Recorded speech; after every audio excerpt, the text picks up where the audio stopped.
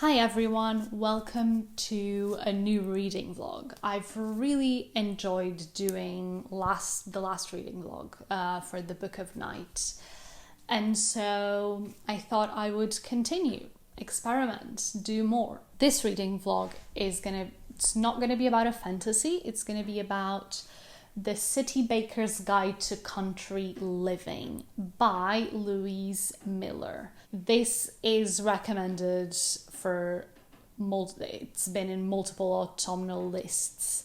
Right here on the cover it says super cozy. It's basically Gilmore Girls. And so I've actually had the book for a while but never read it, so I thought this would be the perfect time, autumn is here. We're all excited. I'm definitely very excited. And so let's get into that.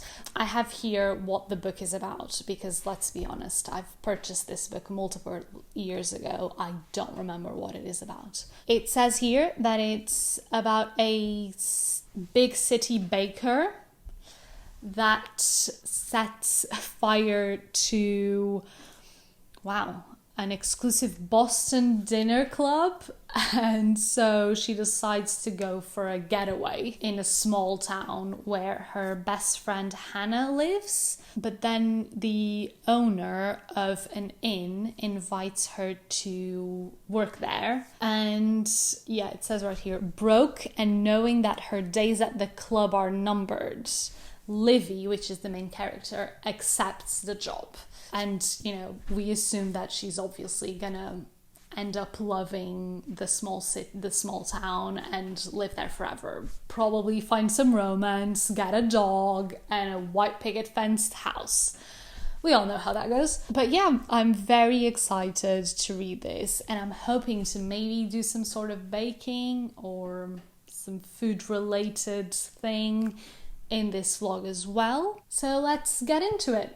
I think that's all I had to say. I haven't started a book, so there's no updates or anything. Let's see how the day goes on. So we have some strawberries in the fridge that I've been wanting to do something about because they're getting old and they don't look that good. So I thought I would make some jam. So that's definitely one of the plans for today, and then maybe do something else. We'll see. But the jam, I think, is set in stone. So I guess that's it. I'm gonna read, make some jam, and we'll see each other in a bit.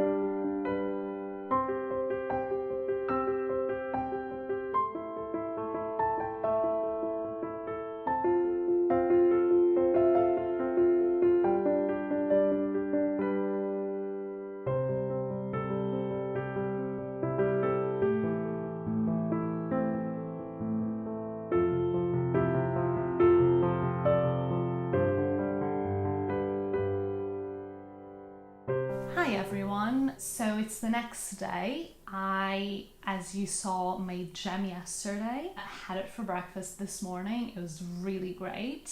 We used brown sugar instead of normal caster sugar. And I have to say, it made all the difference. It has this kind of richer, little bit burnt flavor, which I get why people wouldn't like, but I do personally. I like myself a bit of a burnt flavor. That probably sounds very weird. Moving on, I ended up finishing The City Baker's Guide to Country Living. I read all day yesterday when the jam was becoming jam on the stove, and actually then in the evening I read all evening, even stayed a bit late to continue reading, couldn't really put it down honestly. And this morning with breakfast and after breakfast I ended up finishing it. So I'm here to give you my thoughts on it. I will also extend this vlog and make it into a 2-book vlog because I have more content that I want to do, and I feel like it's probably going to be too small having into account that I literally read this whole thing in less than 24 hours. But yes, okay, let's start. The City Baker's Guide to Country Living. What did I think? I really liked it.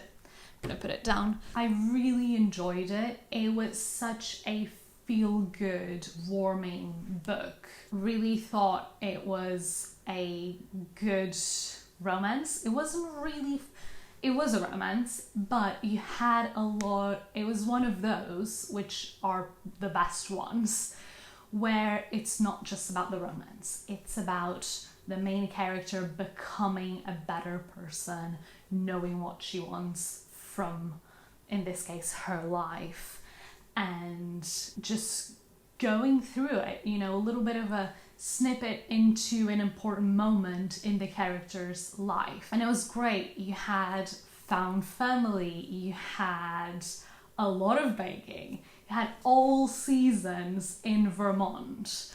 The book starts in September, which is where we are now, or at least where I am when I'm filming this video. And so you have the changing leaves, all of the compotes and pies and all of those amazing apple bread, all of those amazing baked items to do with this time of year. You then also had the other seasons, but the bulk of this book was spent in autumn, so that was super atmospheric and amazing. The ambience was goals.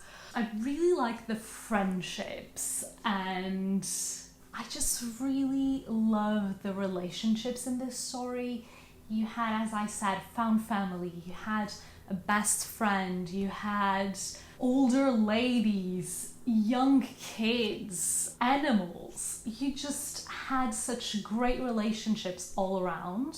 There is one thing though, I did think it was quite traditional. Obviously, having into account that it included older people, you do have this sense, oh, you know, you have to be married before you have kids, you have to grow through life. If you're 32 years old, you should have been married at least, that kind of vibe.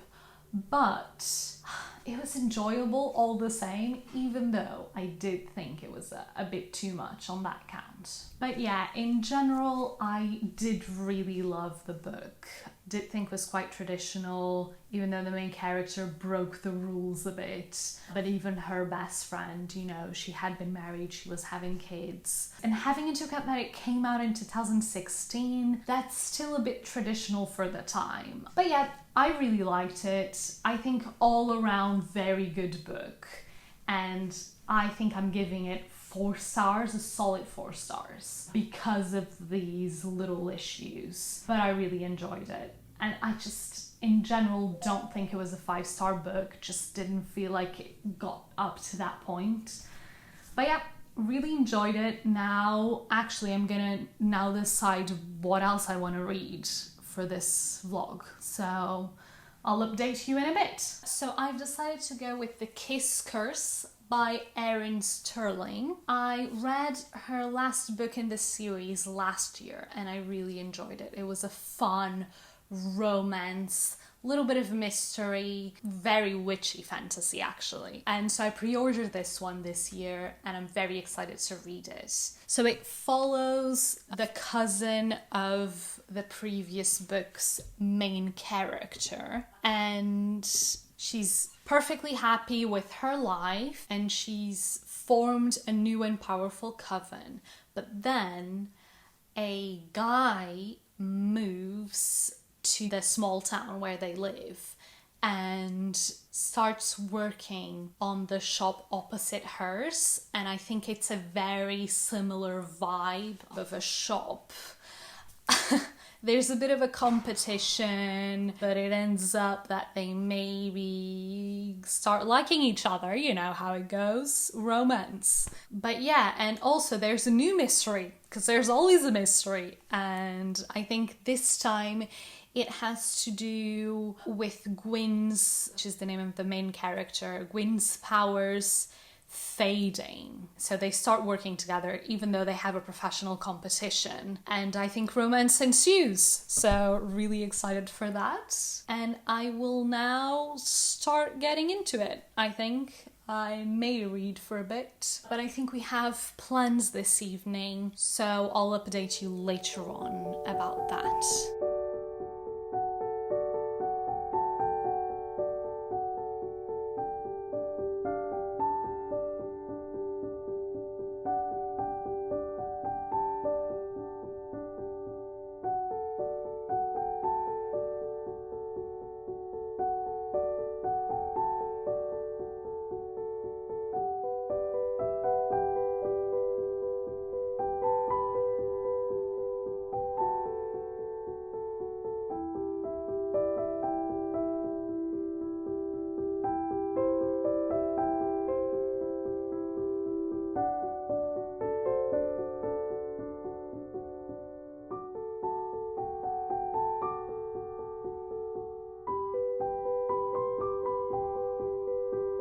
In case you don't know, on my Instagram, I shared a DIY of myself making this, which is my autumnal kind of advent calendar. So there's a bunch of activities and foodie things to do and drinks, and it's all color-coded. So instead of getting a random thing on a very busy day that I wouldn't be able to do, I can pick and choose depending on what's going on the day, basically. And today we had an evening off, and so I selected one of the in-house activities, and what came out, which you've just seen, was Gilmore Girls watching evening. So watching Gilmore Girls with snacks. Snacks, classic of Gilmore Girls. It can't be just random snacks, has to be the ones that they normally eat in their movie night. So yeah, we've just gone to get those snacks, and now I thought I would sit down and share what we got with you before we actually start. So obviously some popcorn has to be done. I might actually melt some butter to put on top. Another of the classics that they have is obviously chips or crisps. We got the sea salt and black pepper because we love them. We then got some Cheetos. I'm not sure if that's really a classic. I know there's normally some cheesy puffs of some sort. My favorite is Cheetos, so we went for that. Almost never eat Cheetos, just saying, so it's a very treat yourself moment. And then what else? Oh, obviously pizza, and it was just easier to get some frozen pizza. So it's just basic margarita, which my favorite as well. Can you tell that I'm very excited about this evening, and that I got all of my favorites? Margarita, basic, like myself. Moving on. There are two things left, which are the sweet items. So they have multiple things. They have chocolate and marshmallows normally, probably maybe to make some s'mores. I'm not the biggest fan of marshmallow, and I didn't just want plain chocolate. So I got milk chocolate peanuts, which I have to say, these ones are so good.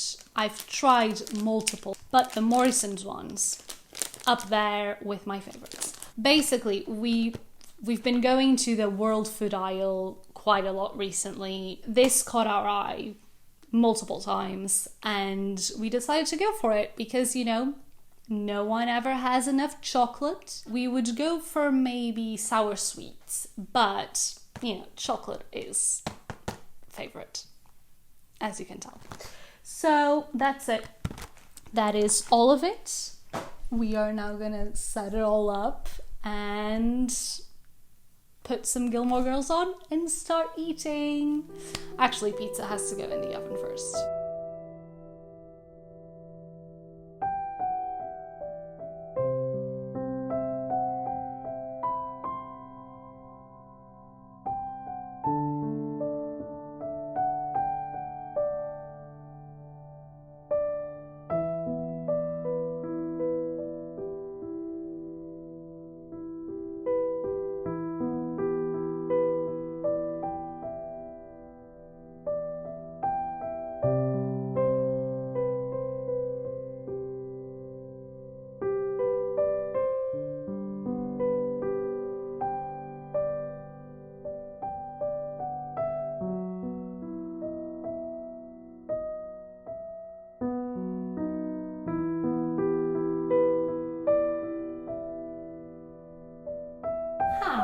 It's a few days later, couple days, and I have been reading, as you know, The Kiss Curse. So today I thought I would go on a walk and continue reading this. I'm really enjoying it.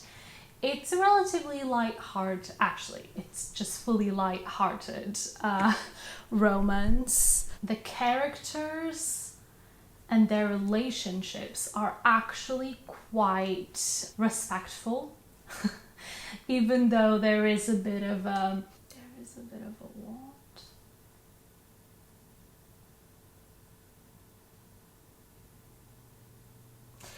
There's a bit of conflict between the two main characters. It's very much relatively light-hearted. My favorite thing till now is actually this trio of younger witches, which the main character is kind of helping, gave two of them jobs, and she's kind of mentoring them. They are my favorite. They're funny.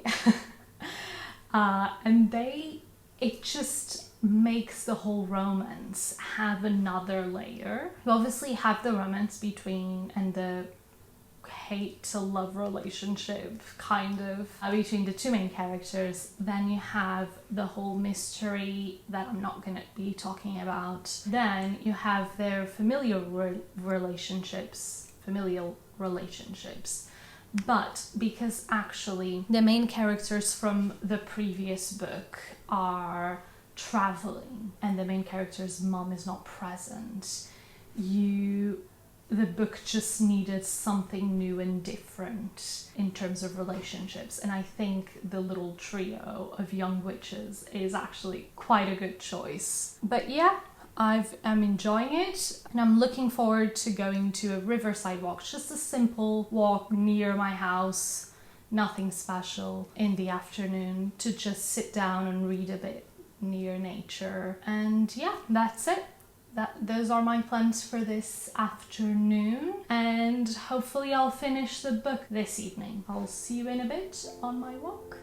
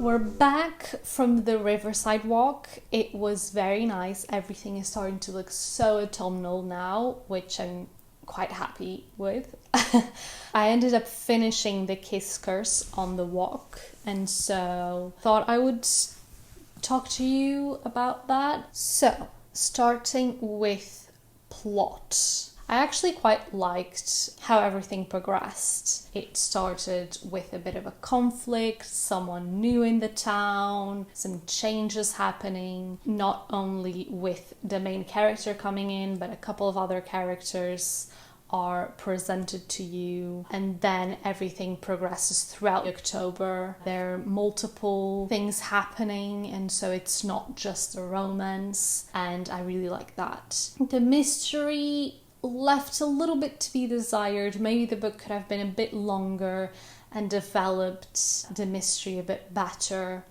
but it was still interesting. The characters. Gwyn is this beautiful woman that is a go-getter, and she has no problem standing up for herself. She's a badass witch, basically. You then had the main guy. He was actually a good character, kind of a cinnamon bun character that didn't look like a cinnamon bun, but he could get things done when needed, but also was very respectful, very mindful of everyone around them, especially Gwyn in this case, and was very caring as well. Then you have the 3 baby witches, as Gwyn calls them, which they were my favorite. They're just fun, young characters trying to learn magic, like to bend the rules a bit, but Gwyn just adopted them, and they just also fell in love with her. And they just became a family, basically, and that was very nice. Even the main guy really ended up, they all formed very nice relationships. The cat brought some comic relief. The relationship between the cat, the main guy, and Rhys, I think it's Rhys, the main character from the first book in the series. That relationship was so good between the 3. The kind of banter and just the cat's comments were the best. The setting, it's the same setting as the previous book, and it's just this small town full of the little stores and nature around. You can really imagine, because it's the start of October, you can really imagine all of these autumn leaves. It could actually do with a bit more description of the surroundings. It feels autumnal, but not super. I feel like with a couple more descriptions, you would really feel enveloped in this witchy, small, autumnal town. Especially because even a couple of the scenes are set in October festivals and in like a big manor house, and you definitely could have a bit more of an ambiance, a bit of atmosphere, and that would have just put the book on a whole other level. I thought for a autumnal romance, witchy romance, it ticked all the boxes necessary. Comic relief from the cat, cinnamon bun main guy, badass witch main character, 3 inexperienced sidekicks, a kind of evil coven. Yeah, and there you have it.